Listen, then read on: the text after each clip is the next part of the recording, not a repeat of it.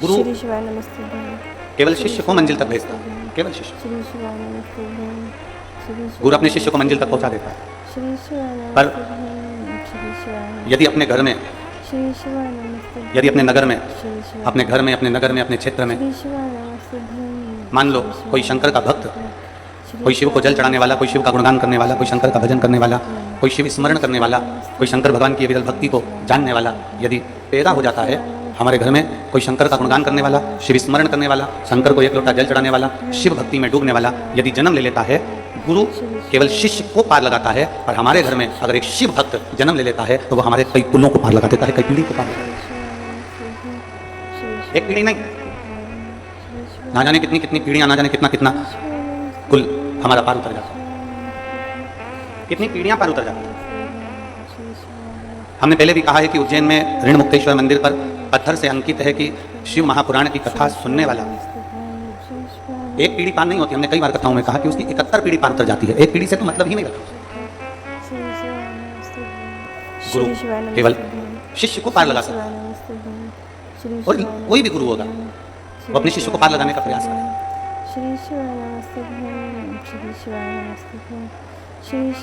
एक गुरु अपने शिष्य को पार लगा देता है, पर घर में, परिवार में, कुल में, कुटुंब में कोई ऐसा शिव भक्त, भगवान शंकर का भजन करने वाला, भगवान शिव का स्मरण करने वाला कोई शिव भक्त हमारे घर में जब जन्म ले लेता है तो वो केवल खुद को तारता नहीं, खुद को पार उतारता नहीं, वो ना जाने कितनी कितनी पीढ़ियों को पार उतारता है, कितनी कितनी।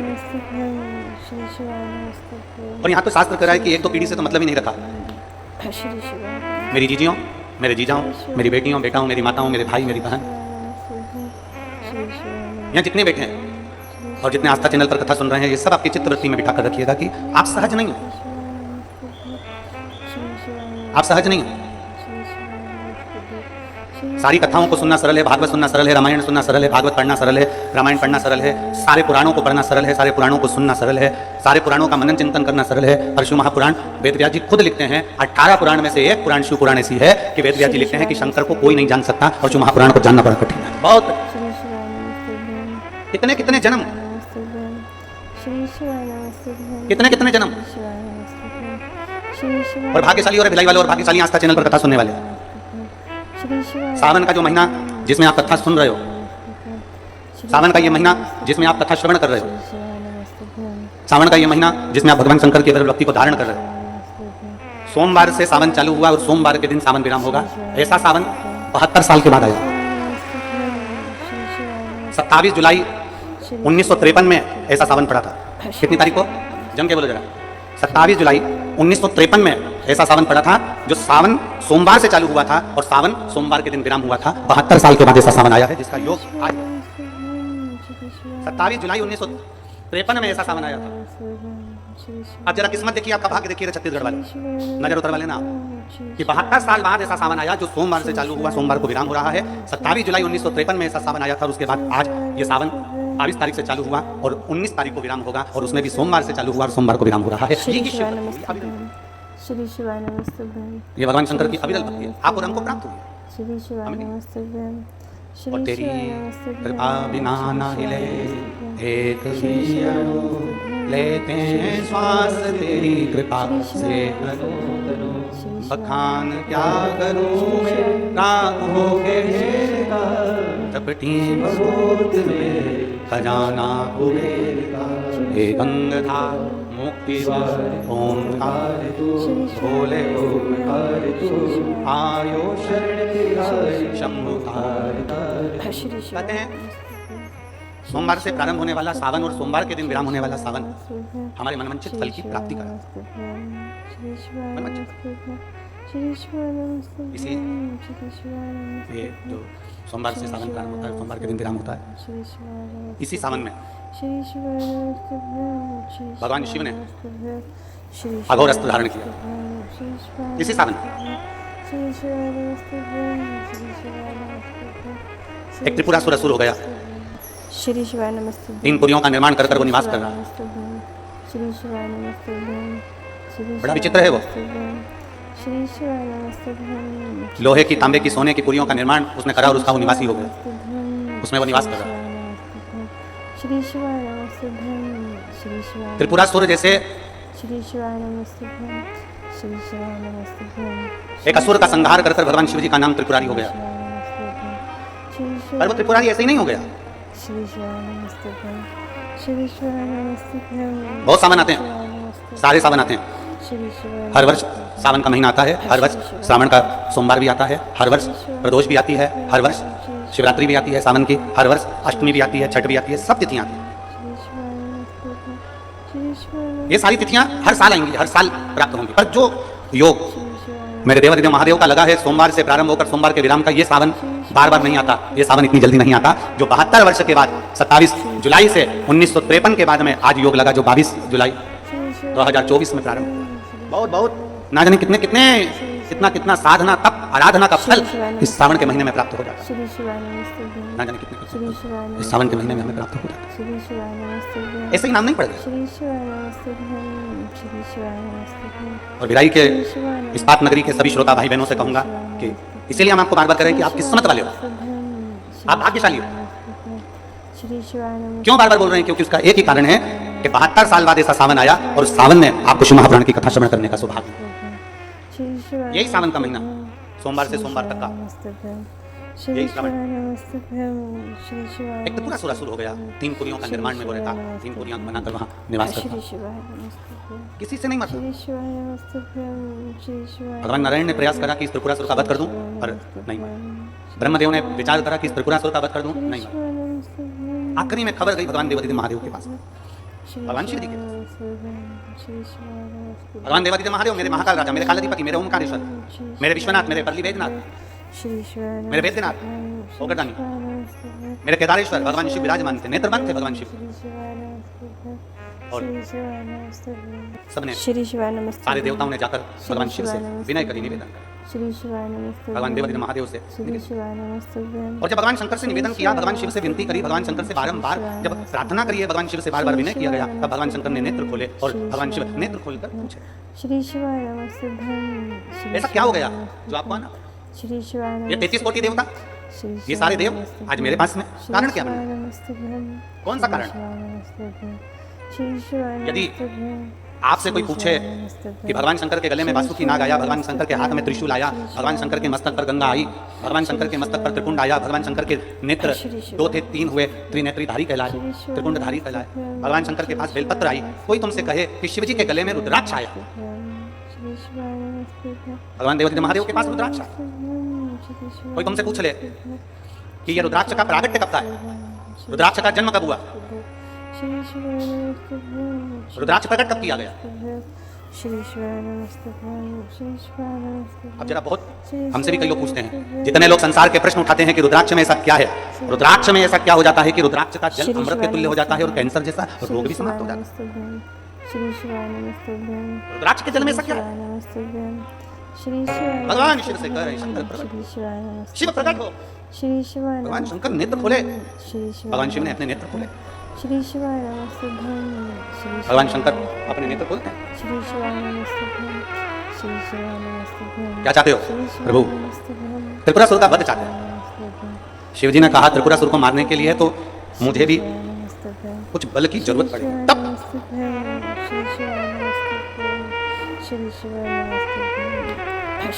दुनिया का सबसे बड़ा तप कौन सा है? जम के बोलो जल्दी से। दुनिया का सबसे बड़ा तप और दुनिया का सबसे बड़ा आभूषण मौन रहना, ये दुनिया का सबसे बड़ा तप और सबसे बड़ा आभूषण है। चुप रहना दुनिया का सबसे बड़ा आभूषण है, मौन रहना, और दुनिया का सबसे बड़ा तप है चुप रहना, मौन रहना, एकदम स्तब्ध रहना। पर महाराज हम खाए बिना रह जाएं पर बोले बिना नहीं रह सकते, कैसे रह सकते? और दुनिया का सबसे बड़ा आभूषण है चुप रहो, मौन रहो। जिस दिन तुम्हारा व्रत है उस दिन थोड़ी साधना करिए, थोड़ा चुप रहिए, मौन रहो, उपास करो ना करो, खाओ ना खाओ, पर निवेदन है कि अपने वाणी को कुछ शांति दीजिए। कलम, कलम जानते हो? अरे बोलो तो जम के, जानते हो? कलम, कटार और जुबान ये काटती बहुत। क्या क्या चीज काटती है? जम के बोलो जरा। कलम, कटार और जुबान ये काटती बहुत है। कलम भी कब क्या काट दे कलम अपनी कलम से लिखते लिखते कब किसके दिल को दुखा दे या किसके दिल को प्रसन्न कर दे, ये कलम भी काटने का काम कर देती है और कटार भी काटने का काम कर देती है और जुबान भी काटने का काम कर देती है। इसलिए शिव पुराण कहती है अगर भगवान ने आपको कलम चलाने की कला दी है ना, मेरे देव अधिदेव महादेव ने आपके बुद्धि विवेक दिया है, मेरे देव अधिदेव महादेव ने आपको अगर आशीर्वाद दिया है और आपके हाथ में कलम पकड़ाई है ना, तो प्रयास करना इस कलम से किसी की बुराई ना लिखी जाए, इस कलम से अच्छा ही लिखी जाए। काटे ना कलम। कटार का काम भी काटने का होता है, कटार भी काटती है और जुबान का काम भी यही होता है। ना जाने किसके लिए, ना जाने कब शब्द कह जाए, ना जाने कितना क्या बोल जाए, कोई भरोसा नहीं है। इसलिए शिव महापुराण की कथा कहती है दुनिया का सबसे बड़ा तप है, जम के बोलो जल्दी से, चुप रहना, मौन रहना, ये दुनिया का सबसे बड़ा तप, सबसे बड़ा आभूषण। मौन रहिए, चुप रहिए। क्या किसको रोइए, जम के बोलो जरा, क्या किसको रोइए, चादर तान के। जितने चुप रहोगे, जितने मौन रहोगे, एकदम मस्त रहोगे। श्री शिवाय नमस्तुभ्यं, श्री और शंभु शरणे बड़ी मांगू घड़ी रे दुख का दया करीने दर्शन, दया करीने दर्शन। चुप रहो, जितना चुप रहोगे उतने प्रसन्न रहोगे, उतने। गड़बड़ी कहाँ होती है, बोलने में गड़बड़ कहाँ होता है, बोलने में। चुप रहने में कभी गड़बड़ हुआ है क्या? बोलते ही नहीं। कई बार तो पति पत्नी का झगड़ा हो जाता है इस बात पे। तुम्हारे मुंह में जीवन नहीं है क्या? तुम बोल नहीं सकते इतना सा? तुम अपनी मम्मी से जाकर नहीं कह सकते इतना सा? तुम अपने भाई से नहीं कह सकते इतना सा? तुम अपने परिवार से नहीं कह सकते इतना सा? पति मौन, क्योंकि वो शिव है और तुम जगदम्बा, जगतधात्री दुर्गा भवानी। पूरा अधिकार बोलने का तुमको दे रखा है, वो नहीं बोलता, वो तो मौन रहता है, देखता रहता है और जब वो बोलता है तो फिर सब डोलते हैं। जब वो बोलता है, चुप रहने में जो सुख है वो सुख कहीं नहीं। शिव जी कह रहे हैं कि मुझे भी थोड़ा बल एकत्रित करना पड़ेगा त्रिपुरासुर को मारने के लिए। और वो बल कहाँ से आएगा, वो बल कहाँ से प्राप्त होगा? ब्रह्मा जी पूछ रहे हैं, भगवान विष्णु पूछ रहे हैं, जब आप देवों के देव महादेव हो तो फिर बल कहाँ से लाओगे? वही तो पूछना है कि कहाँ से लाओगे। शंकर भगवान कहते हैं वो बल मेरे भीतर से ही मुझे प्रकट करना पड़ेगा। एक मंत्र में प्रकट करूंगा, एक अस्त्र प्रकट करूंगा जिसका नाम अघोर अस्त्र होगा और वो अस्त्र के द्वारा त्रिपुरासुर मारा। अघोर अस्त्र। हाँ, ब्रह्मा जी ने तुरंत भगवान शिव जी की ओर प्रणाम कर कहा, ये अस्त्र तो बड़ा कठिन अस्त्र है प्रभु, ये अघोर अस्त्र तो बड़ा कठिन है। दुनिया का ऐसा कौन सा कार्य है जो अघोर अस्त्र से नहीं हो सकता? ये तो बड़ा कठिन है, बहुत कठिन। ये कैसे हो सकता है?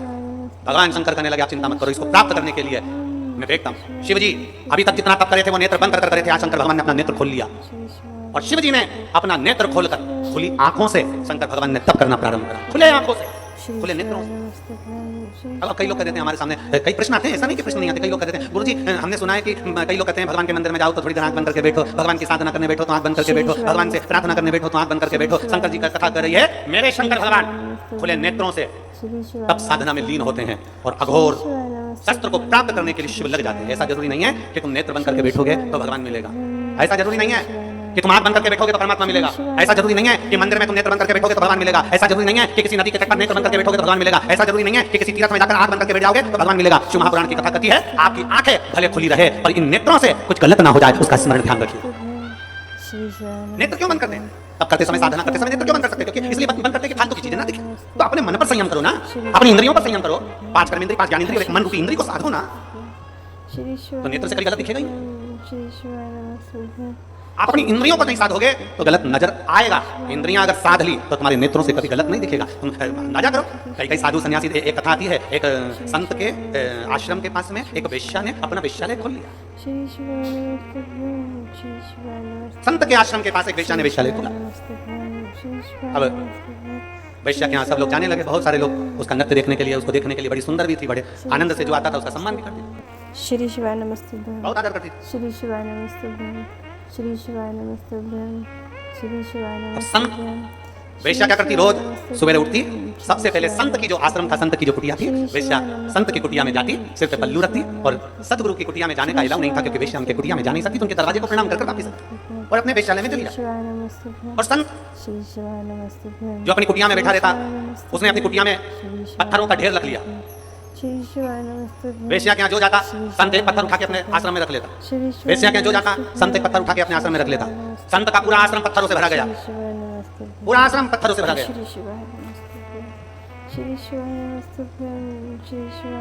आखिरी में श्री शिवाय नमस्तुभ्यं। अंत में श्री शिवाय संत के भी प्राण छूटे और वेश्या के भी प्राण छूटे, दोनों ऊपर। चित्रगुप्त महाराज ने इनकी लेखनी देखी, इनकी डायरी देखी, इनकी फाइल देखी, फाइल देखकर कह दिया वेश्या जाओ तुम वैकुंठ के रास्ते पर जाओ, और संत को देखकर कह दिया कि तुम नरक का द्वार पर। संत कहने लगे मैं साधु में सन्यासी में तपस्वी में साधक में उपासक में इतना बड़ा संत, और तुम मुझे नरक भेज रहा। मैं इतना बड़ा साधना करने वाला, मैं मस्तक पर कहीं चंदन लगा लेता, कहीं जटा झूठ बांध लेता, कहीं दाढ़ी बढ़ा लेता, कहीं ये कर लेता, कहीं वो कर लेता, मैंने इतना सारा वस्त्र पर बदल कर रखा, तो तुम मुझे नरक भेज रहा। मैंने गले में माला पहन कर रखी, तो तुम मुझे नरक भेज रहा। मैंने इतनी साधना करी, तो तुम मुझे नरक में भेज रहा। चित्रगुप्त महाराज ने कहा ये वेश्या तुम्हें संत समझ के तुम्हें प्रणाम कर आती थी, तब अपना वेश्यालय में कार्य करती थी, और संत तुझे भगवान ने ये दृष्टि दी थी एकाग्र करने के लिए, शिव में लगाने के लिए, पर तू वेश्या के घर में जितने पुरुष जाते थे तू उतना पत्थर इकट्ठा कर लेता था कि गजब की वेश्या है, 3 लोग आ गए, 4 लोग आ गए, 5 लोग आ गए, 6 लोग आ गए, तो दिन भर बैठकर केवल पुरुष गिनता था वेश्या के घर के।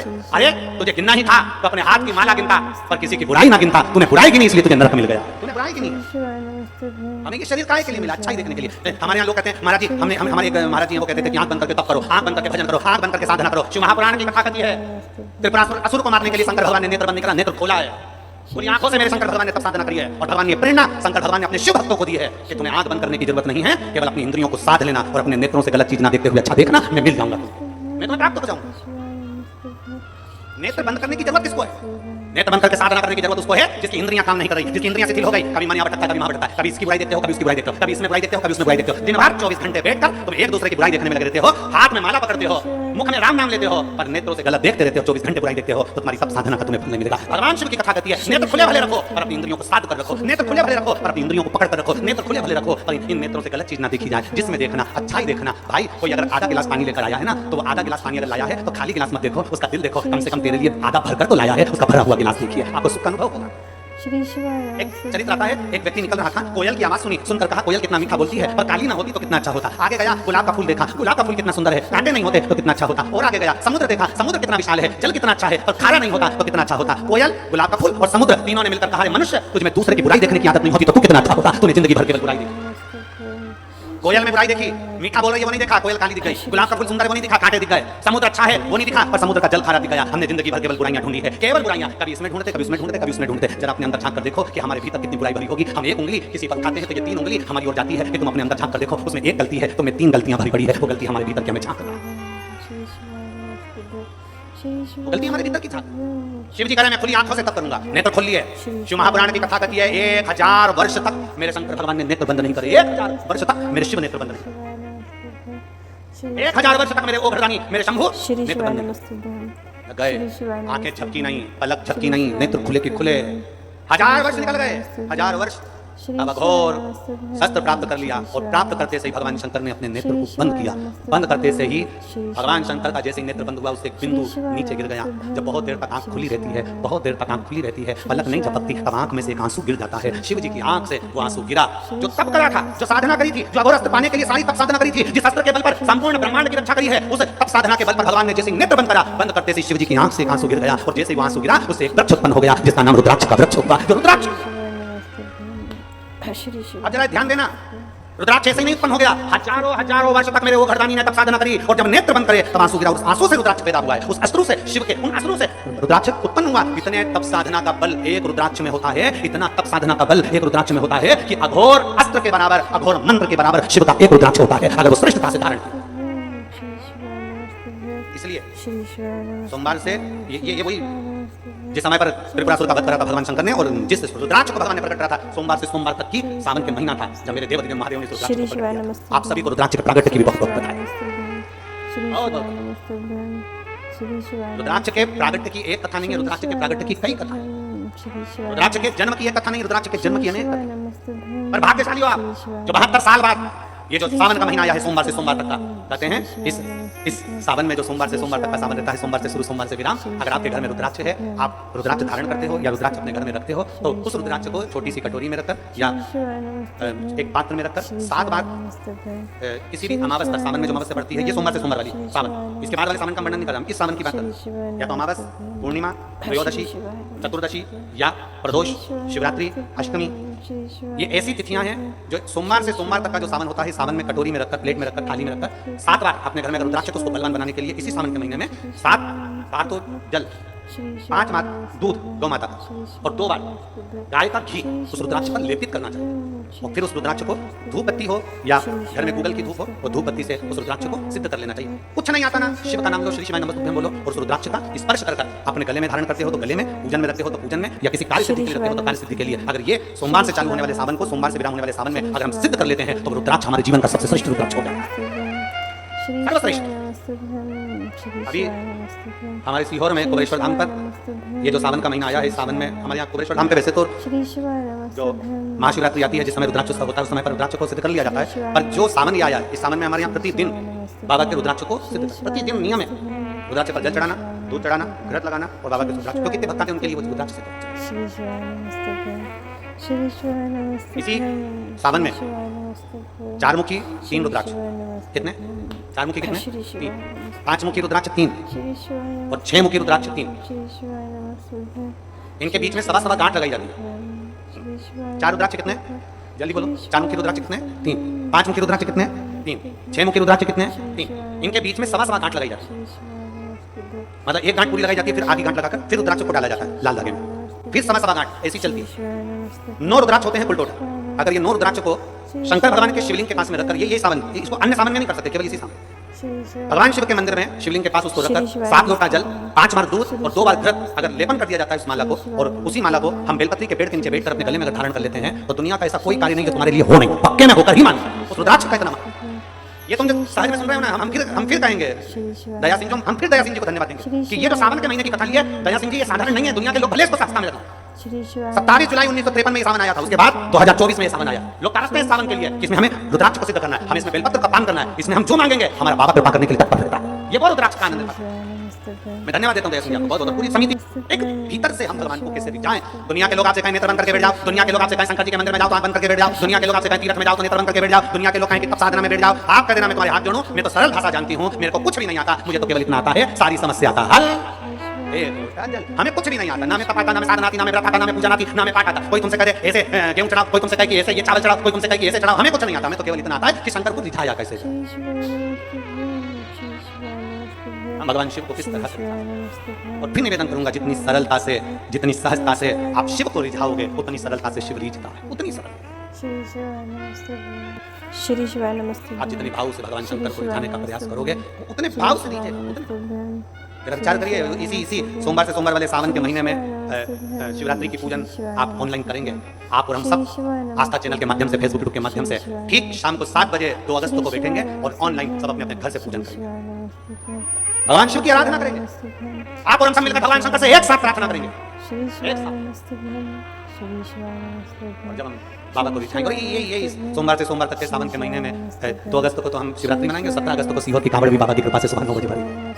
प्रदोष के लिए एक विश्वास के साथ शिव को रिझाओ, एक भरोसे के साथ भगवान शंकर। और मैंने तेरे ही भरोसे बाबा, तेरे ही भरोसे हवा में उड़ती जाओगी बाबा, डोर हर तो चली ना कभी जाओगी, बोले मैं तेरी बदन, शंभो मैं तेरी बदन। त्रिपुरासुर को मारने के लिए घोर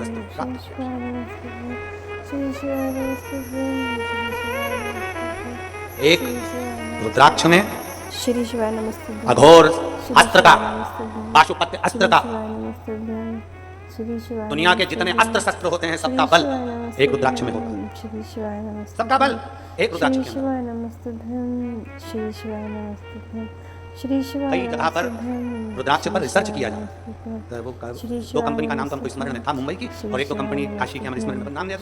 कई जगह पर रुद्राक्ष पर रिसर्च चल रहा है कि आखिर रुद्राक्ष में ऐसा क्या होता है कि तांबे के कलश में गलाया, उसका पानी शिव जी को चढ़ाकर आचमन किया तो फल मिल जाता है, रोग मुक्ति हो जाती है, श्रेष्ठता हो जाती है। उस रुद्राक्ष में ये सब फल क्या है? हम कहते हैं ये साधारण नहीं है। मेरे शंकर भगवान ने जितनी तप साधना करी थी, तप साधना कर अघोर अस्त्र को प्राप्त करा था, उसी तप साधना के फलस्वरूप ये रुद्राक्ष उत्पन्न हुआ।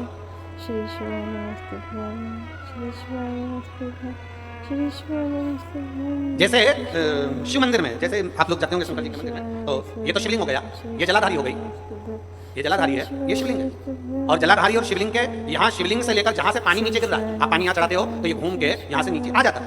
आपने जल यहाँ चढ़ाया शिवलिंग पे तो जल घूमकर यहाँ से नीचे आ जाता है। इस जगह से नीचे की ओर आ जाता है। श्री शिवाय नमस्तुभ्यं। प्रयास करिए, श्री शिवाय नमस्तुभ्यं। ये जो सावन आया है 72 वर्ष के बाद, प्रयास करिए कि कितना बड़ा भी रोग है, कितनी बड़ी भी बीमारी है, आप डॉक्टर से इलाज करवाओ, पर ये जो स्थान है अशोक सुंदरी का, इस स्थान पर एक बार अपनी हथेली रखकर देखिए और भगवान शिव से पंचाक्षर मंत्र नमः शिवाय, षडाक्षर मंत्र ओम नमः शिवाय या श्री शिवाय नमस्तुभ्यं स्मरण कर देखिए, और एक बेलपत्र बाबा की लेकर जहां से पानी नीचे गिरता है उस स्थान पर लगाकर उसी बेलपत्र को खाइए और फिर जाकर डॉक्टर को एक बार फिर जांच करवाइए कि उस रोग में आराम कितना लगा है, उस रोग में अंतर कितना है। श्री शिवाय नमस्तुभ्यं। सहज का नहीं महाराज, श्री शिव है, शिव उग्रतानी है महाराज। श्री शिवाय नमस्तुभ्यं। श्री शिवाय नमस्तुभ्यं। इसी ये सारे देव गण गंधर्व किन्नर सब शिव का ध्यान करते हैं, सब शंकर की स्तुति करते हैं। श्री शिवाय नमस्तुभ्यं। देव हो, गंधर्व हो, अप्सराएं हो, किन्नर हो, मानव हो, सब शिव की स्तुति करते हैं। श्री शिवाय नमस्तुभ्यं। श्री वो कहते हैं शिवाय देव मुनि, शिवाय नमस्तुभ्यं। भगवान शिव की स्तुति, भगवान शंकर की स्तुति। श्री शिवाय नमस्तुभ्यं। श्री शिवाय ब्रह्म मुरार सुराचित निर्मल भाषित श्री शिवाय नमस्तुभ्यं। देव मुनि प्रवरा करुणाकर देव मुनि प्रवराचित भगवान शिव की स्तुति सारे देव गंधर्व अप्सराएं किन्नर सब कर रहे हैं, श्री शिवाय नमस्तुभ्यं। क्योंकि शिव अपने पास कुछ नहीं रखते, शंकर सब दे देते।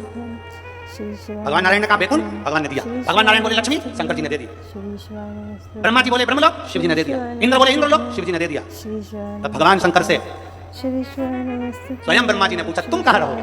शंकर भगवान कहते हैं जो देने में सुख है वो लेने में नहीं है, मैं मृत्यु लोक में कैलाश पर जाकर निवास करूंगा। सब दे दिया। वो जो व्यक्ति सबके लिए करता है ना, जो व्यक्ति सबके लिए जीता है ना, जो व्यक्ति सबके लिए करता है, सबके लिए जीता है ना, सबसे ज्यादा तकलीफ, सबसे ज्यादा दुख और सबसे ज्यादा ताने उसी को सुनना पड़ता है। जो सबके लिए करता है ना उसी को सुनना पड़ेगा, जो सबके लिए करता है ना उसी के ऊपर उंगली उठती है, जो सबके लिए करता है ना उसी के लिए लोग गालियां देते हैं, जो सबके लिए करता है ना उसके लिए लोग आक्षेप अपशब्द कहते हैं, जो कुछ भी नहीं करता ना लोग उसको अच्छा मानते हैं, कितना बढ़िया बेचारा, कितना बढ़िया बेचारा, क्योंकि वो कुछ करता ही नहीं है ना। जो करेगा ना सुनना तो उसी को पड़ेगा, जो आगे बढ़ेगा ना सुनना उसी को पड़ेगा। रेल का इंजन और रेल के डब्बे दोनों को जाकर देखना, सबसे ज्यादा काले आपको डब्बे नहीं मिलेंगे, सबसे ज्यादा काले आपको इंजन मिलेगा। क्यों? क्योंकि वो इंजन आगे चलता है ना, तपता है, खूब तपता है, मुख काला भी होता है उसका। जो आगे बढ़ता है ना उसी को बहुत कुछ सुनना पड़ता है, जो आगे बढ़ता है ना उसको बहुत कुछ सहना पड़ता है, जो कुछ करता ही नहीं वो आराम से। श्री शिवाय नमस्तुभ्यं। श्री शिवाय नमस्तुभ्यं। श्री शिवाय नमस्तुभ्यं। श्री शिवाय आज पूरे भारत के एक एक शंकर जी के मंदिर में लोग एक लोटा जल चढ़ाने जाते हैं। पूरे भारत के क्या पूरे विश्व के शिव मंदिरों में ताले हट गए और लोग शिव मंदिर में जाकर एक एक लोटा जल चढ़ाने लगे। दुनिया के लोगों को ये खलता है। पहले के लोग क्या करते थे, जितने जितने लोग थे वो इतना अपना खुद का इतना प्रचार करते थे कि दुनिया के लोगों को अपने पास बुलाते थे, मेरे पास आओ, हमारी पूजन करो, हमें पूछो, हमें जानो, हमें भोग लगाओ, हमारे चरण पूजो, हमारा नाम लो, हमारा फोटो लगाओ। अब दुनिया के लोगों को समझ में आ गया फालतू का ढोंग प्रपंच में नहीं पड़ना, अब तो केवल एक ही काम करना है, बोल बम का नारा है, सारी समस्या का हल। अब सारी दुनिया के लोग शंकर के मंदिर जाते हैं, शिव की स्तुति करते हैं। अब लोग बड़े वो फोटो में थोड़ा बहुत, अब फोटो में तो दुनिया कैसी भी दिख जाए, वो कहते हैं ना क्रीम लगा लगा गोरा भयाना कोई, क्रीम लगा लगाए, बोलो बोलो जम के, क्रीम लगाए लगाए गोरा भयाना कोई, मोबाइल से फोटो खींचा फिर काला रहा ना कोई। आजकल के मोबाइल में ऐसे ऐसे फंक्शन आ गए, तुम कितने भी कैसे भी हो बस फोटो खींच के उसको थोड़ा थोड़ा इसका क्या कर दो, फिर वो कहते हैं ना क्रीम लगाए लगाए गोरा भयाना, अरे बोलो बोलो साथ में बोलो, क्रीम लगाए लगाए गोरा भयाना कोई, मोबाइल से फोटो खींचा फिर काला भयाना। एक फोटो मोबाइल से खींच लिया फिर कोई काला ही नजर नहीं आया। ऐसे ऐसे लोग फोटो डालते हैं जिनका फोटो देख लो और मालूम पड़े फेसबुक पे ना जाने वो चैटिंग करने के चक्कर में ना जाने कितनों को गिरने का प्रयास करते हैं, गिरने का। अगर असली में इनको देख लो तो वो याद आ जाती है। फिर वो हमारे यहाँ 16 श्राद्ध में गोबर से ऐसे बनाते हैं और उसको कहते हैं संजा होली, फिर उसको फिर हम लोग गाते हैं, छोटी सी गाड़ी लुढ़कती जाए पाँव में बैठी संजा माँ संजा माँ, फिर हम लोग गाते हैं तो उसमें बहुत सारे प्रसंग आते हैं, वो प्रसंग क्या मतलब? जो आगे बढ़ेगा उसी को सुनना पड़ेगा, जो आगे बढ़ेगा उसी को सहना पड़ेगा, जो आगे बढ़ेगा उसी को गाली पड़ेगी, जो आगे बढ़ेगा उसी का पांव खींचा जाएगा। अभी तक संसार में लोग अपनी पूजा कराते थे, आज पूरे विश्व के लोगों को मालूम पड़ गया कि हमें चरण किसके पकड़ना है। विश्व के लोगों को मालूम पड़ गया जिसके आचरण अच्छे हैं उसी के चरण पकड़ना है, इसलिए हमें शंकर का दरवाजा पकड़ना है। शिव की चौखट, शंकर का द्वार, शंकर के दरवाजे को हमने पकड़ा। श्री शिवाय नमस्तुभ्यं। इसे आनंद के साथ जहाँ जगह मिल जाए वहाँ बैठकर भगवान शिव से अपने मन की बात मेरे भाव के साथ। श्री शिवाय नमस्तुभ्यं। श्री शिवाय नमस्तुभ्यं श्री शिवाय नमस्तुभ्यं श्री शिवाय नमस्तुभ्यं श्री शिवाय नमस्तुभ्यं भोला सब दुख काटो हमारा, ओ भोला सब दुख काटो हमारा। शिव शंकर जपो तेरी माला, भोले बाबा जपो तेरी माला, भोला सब दुख काटो हमारा, ओ भोला सब दुख काटो हमारा। देश मंगल मंगलकारी, देश मंगल मंगलकारी, शमशान वासी हमारा, शमशान वासी हमारा, ओ भोला सब दुख काटो हमारा, ओ भोला सब दुख काटो हमारा। भगवान शिव की कथा कर रही है, उद्धरदानी शंभु त्रिकालदर्शी कैलाशी विनाशी शिव की कथा करती है। श्री शिवाय नमस्तुभ्यं, एक विश्वास, श्री शिवाय नमस्तुभ्यं, एक भरोसा नमस्तुभ्यं, शिव के करीब में लेकर आता, श्री शिवाय नमस्तुभ्यं, शिव से दूर नहीं करता। श्री शिवाय नमस्तुभ्यं, कपड़ा टांगने के लिए घर में कील ठोकते हैं, श्री शिवाय नमस्तुभ्यं, बोलो तो जम के ठोकते हैं। श्री शिवाय नमस्तुभ्यं, अब तुमने यहाँ कील लगाई, वहां पर अंदर वो नहीं जा रही है, बहुत ठोका तुमने, फिर तुमने क्या करा, स्थान चेंज करा, जगह चेंज करा, फिर वापिस कील को ठोका, फिर ठोका, फिर नहीं गई, फिर वापिस तुमने कील को ठोका, कील टेढ़ी हो गई, जा नहीं रही है, फिर तुमने फिर प्रयास, आखिरी में फिर एक कहीं ऐसी जगह मिल जाती है जहाँ ठोका और वो कील चली, कपड़े टांग, बार बार प्रयास करा, हिम्मत नहीं आई, आपने आपने कहा कि कपड़े तो टांगना है, कील तो ठोकना पड़े। जैसे कील को बार बार ठोका गया, कपड़ा टांगने के लिए एक जगह नहीं लगी, दूसरी जगह नहीं लगी, तीसरी जगह नहीं लगी, चौथी जगह पर प्रयास करते रहे। उसी तरह भगवान शंकर की लोग कहते हैं कथा एक बार सुन ली, दो बार सुन ली, तीन बार सुन ली, हम कहते हैं बार बार इस मन रूपी कील को परमात्मा के चरणों में ले जाकर ठोकते रहो, इस मन को भगवान के चरणों में ले जाकर छोड़ते रहो। कथा में इस मन को बार बार ले जाकर ठोकते रहो, एक ना एक दिन ये परमात्मा तक पहुंच ही जाएगी, ये निश्चित। थोड़ा प्रयास आपको करना, थोड़ी मेहनत आपको करना पड़ेगी, थोड़ा मेहनत थोड़ा प्रयास आपको करना। और मैंने तेरे ही भरोसे बाबा, तेरे ही भरोसे हवा बिच उड़ती जावांगी बाबा, डोर हटो छड़ी लावे कटी जावांगी, बोले मैं तेरी। अब मन को लगाते रहो, शिव महापुराण की कथा में चित्त लगाते रहो। टीवी खोलो तो शंकर की कथा ढूंढो, टीवी खोलो तो ये देखो क्या चैनल पर कहाँ कुबेरेश्वर महादेव आ रहा है, कहाँ कुबेर भंडारी आ रहा है। मन को इधर उधर ना मोड़ो। जैसे एक व्यक्ति ने अपनी गाड़ी से 25 लोगों को उड़ा दिया। अब एक व्यक्ति ने 25 लोगों को उड़ा दिया तो उसको ले जाके पुलिस वालों ने जज के सामने खड़ा कर। जज ने पूछा तुम्हारे ऊपर इल्जाम लगा है, तुमने 25 लोगों को उड़ाया। जी हुजूर, सफाई में कुछ कहना चाहते हो, सफाई देना चाहते हो? उसने कहा हुजूर मैं गाड़ी चला रहा था, मेरा ब्रेक फेल हो गया, तो एक तरफ 2 लोग जा रहे थे, एक तरफ पूरी बारात जा रही थी। अब आप बताओ हुजूर, जज साहब मुझे गाड़ी का हैंडल कहाँ घुमाना था? जज साहब ने कहा 25 लोगों से तो अच्छा था कि 2 लोगों पर गाड़ी चढ़ा, 2 लोगों को उड़ा देता, पर 25 क्यों उड़ाया तूने? जज साहब आप बिल्कुल सत्य कह रहे हो, मैंने अपना हैंडल 2 लोगों की ओर ही घुमाया था, पर वो बारात में घुस गए थे। मैंने तो 2 के लिए ही हैंडल घुमाया, पर वो बारात में घुस गए। हम भी ऐसे ही हैं, हमें शिव जी को 1 लोटा जल चढ़ाना है, हमें शंकर जी का भजन करना है, हमें भगवान को भजना है, हमें कथा सुनना है। हम जाते बड़े मन से कि हमें कथा सुनना है, कथा सुनना है, कथा सुनना है, कथा सुनना है, और मालूम पड़े कथा में जाकर बैठे कोई इधर बात कर रहा था, कोई उधर बात कर रहा था, कोई पीछे आवाज लगा रहा था, कोई कुछ नहीं, तो तुरंत जितने बैठे रहेंगे ना तुम सबका ध्यान एकदम उसी जगह पर मन जाएगा कि कौन ने क्या बोला, कौन ने क्या कहा। अरे भाई तुम आए कहाँ पर हो? भगवान शिव की कथा को सुनने के लिए। तुम आए कहाँ पर हो? शंकर को अपने दिल में बिठाने के लिए। तुम आए कहाँ पर हो? शिव तत्व को जानने के लिए। और अपने चित्त को हम भटका रहे हैं, अपने चित्त को इधर उधर लेकर जा रहे हैं, श्रेष्ठता नहीं। जिस समय पर ब्रह्मा जी ने सृष्टि की रचना करी, सर्वप्रथम ब्रह्मदेव सृष्टि की रचना करना प्रारंभ करते हैं और देखते हैं कि ये संपूर्ण ब्रह्मांड को मुझे अच्छा बनाना है, प्रबल बनाना है, श्रेष्ठ बनाना है, इसकी रचना करना है, इसका विस्तार करना है। उन्होंने सनकादि ऋषियों को प्रकट किया। सनत कुमारों को जब प्रकट किया, सनत कुमारों को प्रकट करते से सनत कुमार तो भगवान शंकर की, भगवान नारायण की भक्ति में ऐसे डूब गए कि उन्होंने सृष्टि का क्रम आगे बढ़ाया ही नहीं। उन्होंने सृष्टि को आगे बढ़ाया ही नहीं।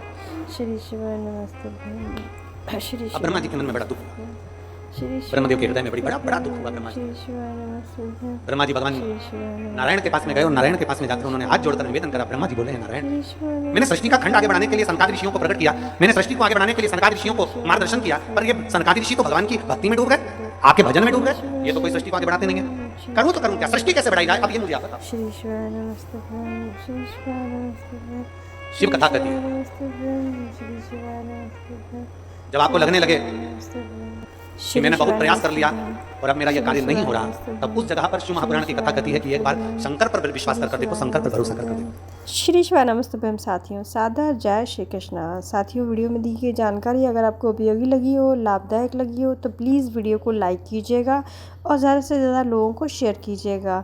और गुरुदेव द्वारा बताए गए शिव महापुराण के नए नए उपायों को जानने के लिए और गुरुदेव की कथा के रस्तों को ग्रहण करने के लिए मेरे चैनल को सब्सक्राइब कीजिएगा। मिलते हैं गुरुदेव की अगली कथा के साथ या अगले उपाय के साथ, तब तक के लिए अपना और अपनों का ख्याल रखिए। सादा जय श्री कृष्णा। श्री शिवाय नमस्तुभ्यं। हर हर महादेव।